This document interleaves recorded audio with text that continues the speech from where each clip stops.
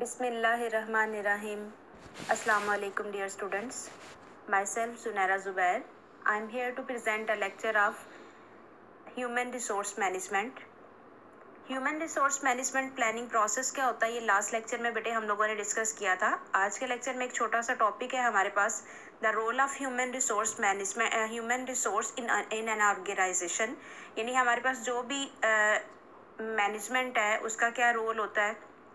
या जो भी हमारे पास हायर मैनेजमेंट है, लोअर मैनेजमेंट है, इनकी वर्किंग स्टाइल क्या है और ये किस तरीके से कौन कौन से सर्विसेज प्रोवाइड कर रहे होते हैं, इनका रोल क्या क्या है, ये हम इस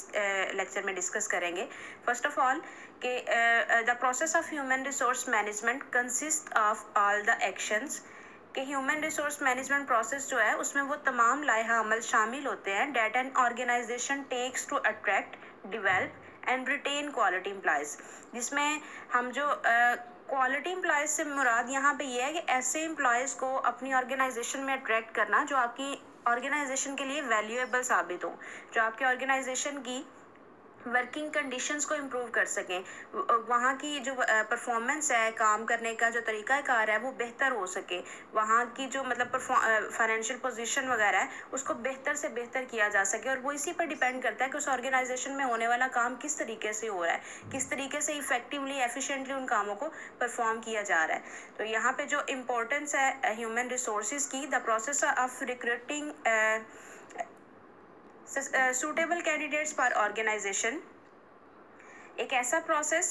जिसमें आप ऑर्गेनाइजेशन के लिए ऐसे कैंडिडेट्स को अपॉइंट करेंगे, ऐसे कैंडिडेट्स को हायर करेंगे जो आपके लिए वैल्यूएबल साबित हो। Identifying and meeting the training needs of the existing staff, और जो ऑलरेडी स्टाफ आपके पास है उनकी प्रॉपर तरीके से ट्रेनिंग की जाए कि वो भी जो दौरे जदीद की ज़रूरियात है उनके अकॉर्डिंग काम कर सके। Ensuring employee welfare and employee relations are positive, और इस चीज़ को इंश्योर किया जाए कि एम्प्लॉयज़ की वेलफेयर का ख्याल रखा जा रहा है और उनके आपस में रिलेशन जो है वो पॉजिटिव हैं। Ensure the working environment is safe for employees, यानी एम्प्लॉयज़ के इंटरेस्ट का ख्याल रखा जाए कि जो वर्किंग कंडीशंस हैं, जो वर्किंग इन्वायरमेंट है वो उनके लिए पॉजिटिव है और सेफ है। Raising awareness of current work place legislation, और करंट वर्क प्लेस लेजिस्लेशन के बारे में आगाही भी एम्प्लॉयज़ को प्रोवाइड की जाए।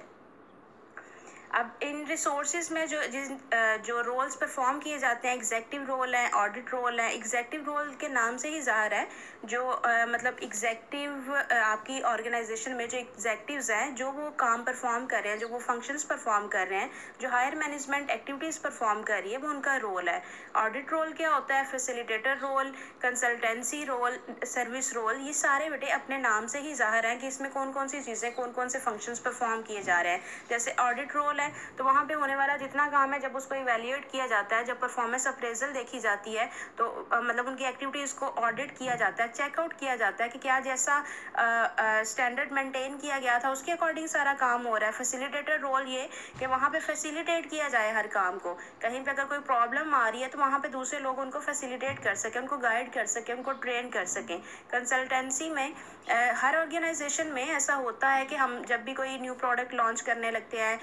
हम सर्विसेज प्रोवाइड करने लगते हैं, न्यू बिजनेस यूनिट इंक्रीज़ करने लगते हैं,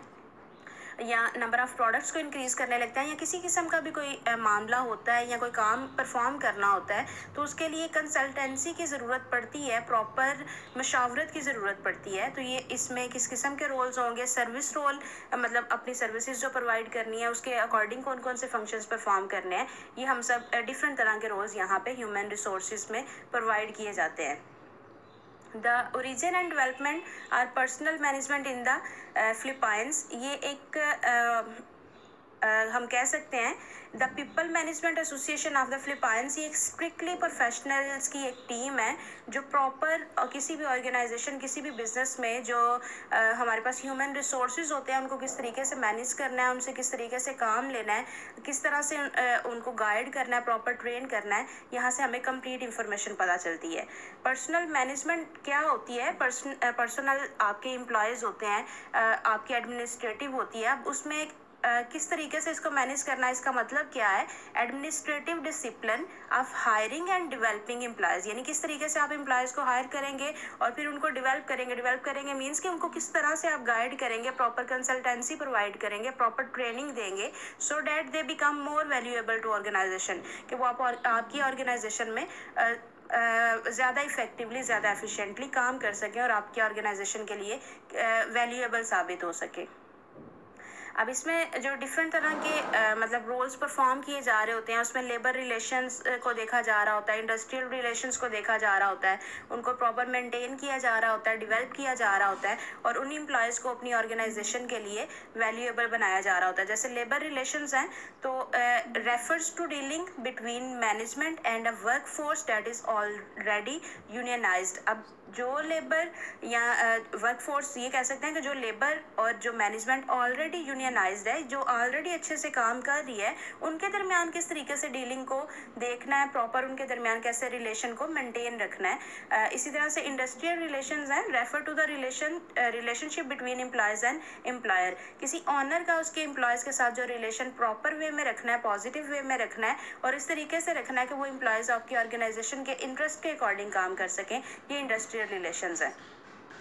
पर्सनल एडमिनिस्ट्रेशन और human resource management. Human resource management basically होता क्या है, ये हम लास्ट लेक्चर में भी डिस्कस कर चुके थे कि आपकी ऑर्गेनाइजेशन में जो भी वर्क फोर्स है, जो भी एम्प्लॉयज़ हैं, जो भी ह्यूमन रिसोर्सेज हैं, ह्यूमन रिसोर्सेज आपके एम्प्लॉयज़ ही है ना, आपके पास काम करने वाले लोग हैं, ह्यूमन्स हैं, उनको किस तरीके से आप मैनेज करेंगे, उनको किस तरीके से आप उनकी हायरिंग करेंगे, रिक्रूटिंग करेंगे,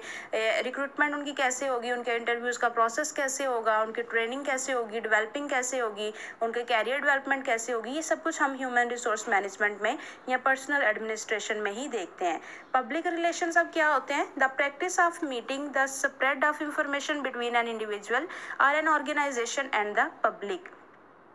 अब किस तरीके से जब किसी भी बिजनेस को आप मैनेज कर रहे होते हैं तो पब्लिक रिलेशंस ये कि चाहे कोई इंडिविजुअल आ जाए, यानी किसी किस्म का भी हर वो पर्सन जिसका आपकी ऑर्गेनाइजेशन के साथ कोई लिंक है, अब उसका चाहे वो क्रेडिटर हो सकता है, डेटर हो सकता है, आपका कस्टमर हो सकता है, आपके सप्लायर्स हो सकते हैं, आपके अपने एम्प्लॉयज़ हो सकते हैं, इन सब को कैसे मेंटेन करना है, इन सब के साथ कैसे पॉजिटिव रिलेशन रखना है, ये सब हम पब्लिक रिलेशंस में देखते हैं। अब जो भी ह्यूमन रिसोर्स मैनेजमेंट में या पर्सनल्स के जो फंक्शंस हैं, जो रोल्स हैं, वो दो तरह के फंक्शंस होते हैं। मैनेजमेंट फंक्शंस होते हैं, ऑपरेटिव फंक्शंस होते हैं। Management functions planning, organising, directing and controlling. Planning का बेसिकली पर्पज़ ये it involves deciding in advance, कि आप पहले से ही ये डिसाइड कर लें what is to be done, क्या करना है, वेयर कहाँ करना है, हाउ कैसे, and by whom it is to be done, कि क्या करना है, कहाँ करना है, कैसे करना है और किसने इसको परफॉर्म करना है। यानी प्रॉपर प्लानिंग फ्यूचर के लिए या आने वाले टाइम पीरियड के लिए, एक स्पेसिफाइड टाइम पीरियड के लिए प्लानिंग कर लेना कि हम कौन कौन सी एक्टिविटीज़ को परफॉर्म करेंगे, किस किस जगह पे और कौन कौन लोग इसको किस तरीके से परफॉर्म करेंगे, ये सब कुछ प्लानिंग है और ये मैनेजमेंट का सबसे पहला फंक्शन होता है। उसके बाद ऑर्गेनाइजेशन में है, it involves establishing an intentional structure of roles for people in an organisation. अब उन लोगों को ऑर्गेनाइज करना और उन लोगों को प्रॉपर वे में उनके रोल्स जो हैं वो बताना। Directing, it consists of all those activities which are concerned directly with guiding, influencing and supervising the subordinates in their jobs. It means कि आप ये कह सकते हैं कि किस तरीके से आप अपने एम्प्लॉयज़ को लीड करेंगे, किस तरीके से आप उनको उनकी एक्टिविटीज़ बताएंगे, उनको गाइड करेंगे कि उन कामों को किस तरीके से करना है, किस तरह से आप अपनी सुपरविजन के अंदर उनसे काम करवाएंगे और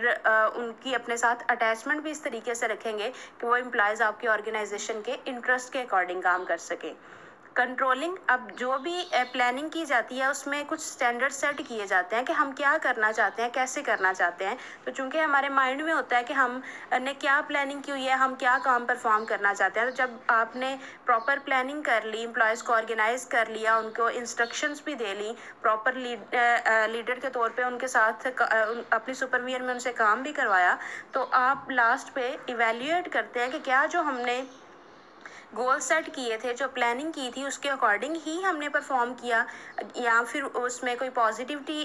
अगर उसमें कोई नेगेटिविटी है तो उसको हम कैसे ख़त्म कर सकते हैं। The measurement and correction of performance of activities of subordinates in order to make sure that enterprise objectives and plans devised to attain them are accomplished। ये देखना कि जो goals and plans हमने बनाए थे क्या हमने उनको अचीव कर लिया, अगर अचीव नहीं कर सके तो वहाँ पे क्या नेगेटिविटी थी, क्या ड्रॉबैक थे, उनको करेक्ट करना, ये सब कुछ कंट्रोलिंग में आता है। नेक्स्ट वन है operative functions. First one procurement, इसमें obtains the proper kind and number of personnel necessary to accomplish necessary organizational goals। किसी भी ऑर्गेनाइजेशन के जो गोल्स हैं उनको अचीव करने के लिए आपको नंबर ऑफ़ एम्प्लॉयज़ की ज़रूरत पड़ती है। अब उन नंबर ऑफ़ एम्प्लॉयज़ को किस तरीके से आपने हायर करना है, किस तरीके से उनकी रिक्रूटमेंट करनी है, ये सब कुछ हम लोग फर्स्ट वन फंक्शन में ही देख रहे होते हैं, first one category. Second one development. अब आपने जब नंबर ऑफ़ एम्प्लॉयज़ को नंबर ऑफ़ एम्प्लॉयज़ को या राइट काइंड ऑफ पीपल्स को राइट प्लेस पे हायर कर लिया, उनको डेवलप करने से मुराद ये है कि उनकी प्रॉपर ट्रेनिंग की जाए, कि उनकी जिस तरह की आप उनको जॉब असाइन कर रहे हैं उस जॉब के अकॉर्डिंग जो स्किल्स उनके अंदर होनी चाहिए, ऑब्वियसली स्किल के अकॉर्डिंग ही, नॉलेज के अकॉर्डिंग ही उस स्पेसिफिक पोस्ट के लिए आपने हायरिंग की हुई होती है, लेकिन फिर भी अपनी ऑर्गेनाइजेशन के अंदर प्रॉपर आपने ट्रेनिंग उनको प्रोवाइड करनी होती है कि उनकी जो स्किल है, उनका जो नॉलेज है वो मज़ीद इम्प्रूव हो सके, डेवलप हो सके। कंपनसेशन, जब आपने एम्प्लॉयज़ को हायर किया, उनकी रिक्रूटमेंट के बाद उनकी प्रॉपर उनके नॉलेज और स्किल्स को इम्प्रूव करने के लिए उनको ट्रेनिंग भी प्रोवाइड की उनकी डेवलपमेंट के लिए, और दूसरा फिर लास्ट पे आपने उनको कुछ कंपनसेशन भी पे करनी होती है। ये चीज़ हमने लास्ट लेक्चर में भी डिस्कस की थी और इसको डिटेल में देखा था कि जब आपकी ऑर्गेनाइजेशन में कोई एम्प्लॉयज़ आ रहे हैं और वो आपकी ऑर्गेनाइजेशन में अपनी सर्विसेज प्रोवाइड कर रहे हैं तो इन रिटर्न वो आपसे कुछ एडवांटेज रिक्वायर कर रहे होते हैं और वो एडवांटेज उनकी कंपनसेशन होती है। अब आप जब उनको कंपनसेट करें तो वो भी इस तरीके से कंपनसेशन प्रोवाइड की जाए कि आप अपने एम्प्लॉयज़ को अपने ऑर्गेनाइजेशन में ही रिटेन करके रख सकें, आप अपने एम्प्लॉयज़ की वेलफेयर और उसके इंटरेस्ट का भी ख्याल रख सकें। फोर्थ वन है integration, an attempt to affect a reasonable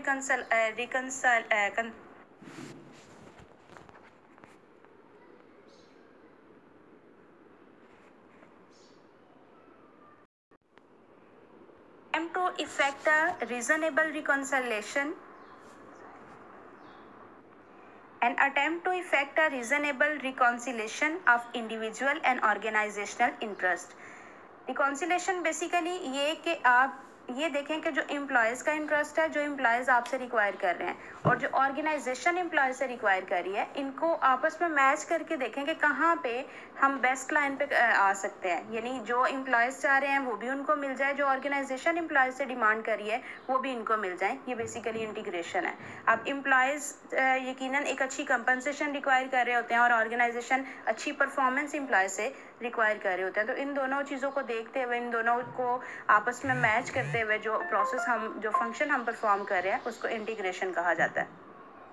fifth one है maintenance, refers to sustaining and improving the conditions that have been established. अब जो भी इन्वायरमेंट आपने डेवलप किया और जहाँ पे आपने इंटीग्रेशन का भी ख्याल रखा, अपने एम्प्लॉयज़ को प्रॉपर कंपनसेशन भी पे की, वहाँ पे प्रॉपर मेंटेनेंस रखना, प्रॉपर अपने एम्प्लॉयज़ को वहाँ पे रिटेन करके रखना और उनके साथ इस कदर मतलब पॉजिटिव रिलेशन रखना कि वो आपके साथ ही लॉयल हों, आपकी ऑर्गेनाइजेशन को छोड़ के कहीं दूसरे के पास ना जा रहे हो। यानी आपने उनको इस तरीके से रिटेन करना है और डेवलप करना है, ट्रेन करना है और अपने साथ लॉयल रखना है कि वो आपके लिए वैल्यूएबल साबित हों, आपकी ऑर्गेनाइजेशन के लिए वैल्यूएबल साबित हों। इस तरह से जो कुछ फंक्शंस हैं पर्सनल मैनेजर्स के, उसमें planning, organising, staffing, directing and controlling, इसको ऑलरेडी हम डिस्कस कर चुके हैं। फंक्शंस ऑफ पर्सनल मैनेजर्स में जो नेक्स्ट वन फंक्शन आता है कि प्रॉपर जैसे सबसे पहले हमने देखा कि प्रॉपर प्लानिंग करें, उस प्लानिंग के अकॉर्डिंग स्टाफ को, एम्प्लॉयज़ को ऑर्गेनाइज करेंगे एक प्रॉपर ऑर्गेनाइजेशन की फॉर्म में, उनको उनकी ड्यूटीज़ बताएंगे, उनको डायरेक्शंस देंगे, इंस्ट्रक्शंस देंगे, उनकी परफॉर्मेंस को इवेल्युएट करेंगे। और यहाँ पे जो 4 चीज़ें लिखी हुई हैं, जैसे 4 फंक्शंस लिखे हुए हैं, एम्प्लॉयमेंट है, ट्रेनिंग एंड डेवलपमेंट है, कंपनसेशन है, एम्प्लॉय रिलेशंस एंड सर्विसेज हैं, ये सारी वही चीज़ें हैं जो लास्ट लेक्चर में भी हमने डिस्कस की और कुछ आज भी डिस्कस की हैं। उनको समराइज फॉर्म में ये मैनेजर्स के फंक्शंस की सूरत में लिखा हुआ है। उम्मीद करती हूँ बेटे इस लेक्चर की आपको समझ आ गई होगी। इंतहाई सिंपल सा टॉपिक था और सिंपल से ही पॉइंट्स थे। फिर भी अगर कहीं पे आपको कोई मसला हो तो आप मुझसे डिस्कस कर सकते हैं। अल्लाह ताला आप सबको अपने हिफ्ज़-ओ-ईमान में रखे और कामयाबियों से नवाजे। आमीन।